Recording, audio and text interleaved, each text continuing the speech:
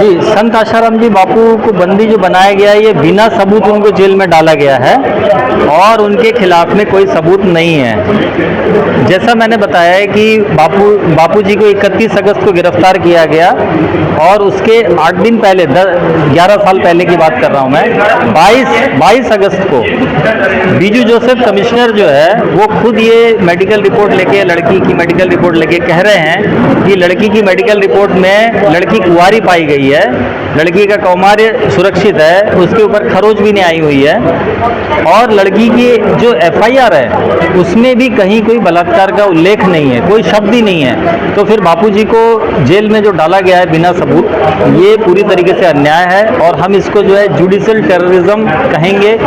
जो धर्मांतरण करने वाली शक्तियों के रास्ते में बाधा बनते हैं या रोड़ा बनते हैं, रुकावट बनते हैं, उनको इस तरीके से झूठे केसों में फंसाया जाता है। पर तो मैं आपको सबूत तो दे रहा हूँ, मैं आपको सबूत बता रहा हूँ। तो इंक्वायरी तो चलते रहती है। जैसे आप देखिए, जो जयेंद्र सरस्वती जो शंकराचार्य थे, जयेंद्र सरस्वती शंकराचार्य 9 साल बाद निर्दोष साबित हुए, उनको भी जेल में डाला गया था, उनको भी जेल में डाला गया था जयेंद्र सरस्वती जी को। वो भी तमिलनाडु, केरल, यहाँ पे उनका धर्मांतरण को रोकने में बहुत बड़ा योगदान था, तो उनको भी झूठे केस में जेल में डाला गया। फिर 9 साल बाद वो निर्दोष बरी हुई जेल से और उनको जेल के अंदर ऐसा कुछ दिया गया, ऐसा कुछ खाने में दिया गया कि वो पूरी तरीके से उनकी याददाश्त चली गई, तो उनको उनका शरीर पूरा बेकार कर दिया गया। तो ये तो पूरा षड्यंत्र है,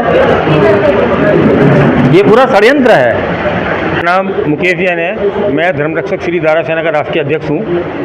आज का जो संपादित सम्मेलन बुलाया हमने, उसका मुख्य लक्ष्य यही है कि इस देश के जो सर्वोच्च न्यायालय के न्यायाधीश हैं और पूरी न्यायपालिका, वो भारतीय कानून का पालन नहीं कर रहे हैं। वो झूठी शपथ ले रहे हैं राष्ट्रपति के सामने, भारत सरकार के कानून का पालन करेंगे। इतनी मुश्किल से हम लोग जनप्रतिनिधि चुनते हैं, वो कानून बनाते हैं, किंतु सुप्रीम कोर्ट के जजों की नज़रों में वो कानून कुछ नहीं है। आजीवन कारावास अपराध कैदी को, ये जो भारत की आईपीसी है, इसकी धारा 55 कहती है कि 14 साल से पहले छोड़ने का कानून है। ये 10 साल में भी छोड़ जाता। अंधा कानून पिक्चर होगी, देखी थी आपने, उसमें 10 साल में अमिताभ बच्चन को छोड़ दिया जाता हत्या के मामले में।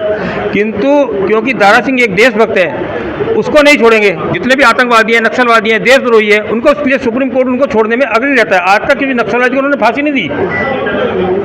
प्रधानमंत्री नरेंद्र मोदी की हत्या की साजिश रचने वाले जो भी नक्सलवादी थे, चाहे गौतम लवलका, वरवरा राव, सुधा भारद्वाज, इन सबको जैसे ही महाराष्ट्र पुलिस गिरफ्तार करती है, गिरफ्तारी के 4 घंटे बाद ही देश के 3 उच्च न्यायालय इनकी जमानत याचिका पर सुनवाई करे, जो प्रधानमंत्री को मानने चले हैं। अभी हाई कोर्ट में याचिका पेंडिंग है, अचानक ही 3:30 बजे सुप्रीम कोर्ट में याचिका दाखिल होती है, 4 बजे सुनवाई और 5 बजे हमारे दीपक मिश्रा साहब, जो सुप्रीम कोर्ट के समय के सर्वोच्च न्यायाधीश थे, वो उन लोगों को पुलिस अभिरक्षा से छोड़ने का आदेश देते जो प्रधानमंत्री को मानने चले हैं। इस देश में देशभक्तों के साथ अन्याय हो रहा है, खिलवाड़ हो रहा है न्याय के साथ। मैं जगन्नाथ रथ यात्रा के मामले में, जब मेरे व्हाट्सएप से एक मैसेज गया कि उस मुख्य न्यायाधीश को जिसने भगवान जगन्नाथ की रथ यात्रा पर रोक लगाई, उसके घर जूते मारने चलना है, तो मुझे एक अपराध में 4 मुकदमे दिए जा रहे हैं। हिंदुस्तान का अनुच्छेद 20(2) कहता है मूल अधिकार, किसी व्यक्ति को एक अपराध के लिए 1 से अधिक बार अभियोजित तो दंडित नहीं किया जाएगा, किंतु मुझे 4 मुकदमे दिए जा रहे हैं। मतलब इस देश में अन्याय नहीं चल रहा है, वही अन्याय आसाराम बापू के साथ है।